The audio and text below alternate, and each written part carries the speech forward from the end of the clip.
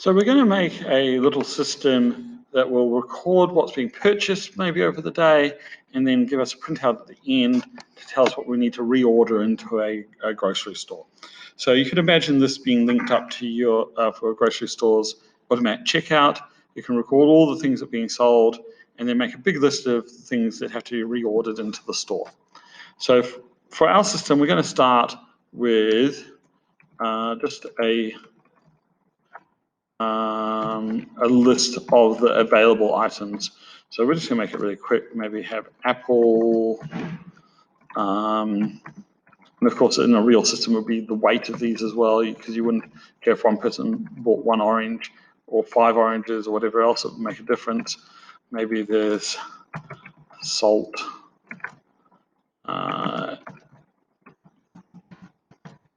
Eggs. Yeah, it doesn't. That's a long enough list for us now. And what we want to happen is, as people order them, they get removed off the list because they're no longer available. And at the end, we'll look at how we worry about printing out the things we need to have for the new reordering. But we want to be able to let people do lots of orders. So we're going to have a while loop. We're going to use a while true loop. And remember, we have to put the colon on. I haven't planned this out, but we're going to have now an input where the user says what they want to buy. So input,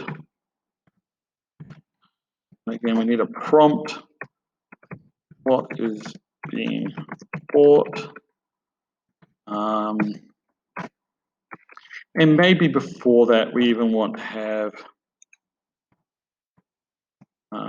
print the list so we can just see what is here. If nothing else, we'll just check that we are able to everything working, I guess.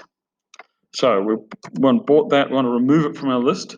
So we're going to see grocery remove.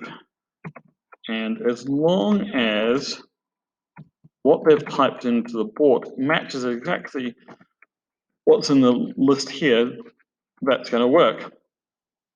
Now, I don't have to print out what the list of stuff looks like afterwards, because it's going to reprint when it does the loop.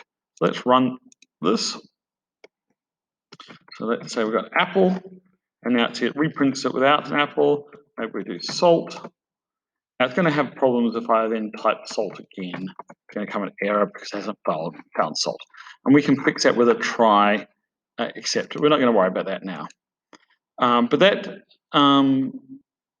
does all that. But when we finish, what do we do? So maybe or exit. Okay, so now we're going to type if port equals exit, then we're going to break out of this program, out of the loop. So we do a break, and that will, so that means we can actually stop doing the list now. Now there is a problem here, and I'll show you what it is.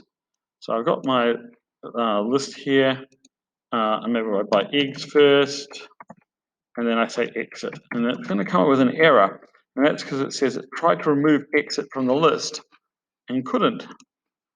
And that's because we've got this remove first. Now, there's a couple of ways of dealing with it. Probably the easiest way, though, is just put the exit after. So now when I type exit, or did I type something wrong? Oh, because I've typed exit here without speech marks, it's not recognizing it when I type it in there. So let's run it once more, and this time it should work because this is recorded in as a string. I've got to compare it to a string there. So that's all working, but it isn't giving me my list of what's being bought for reordering. I'll do that in the next video.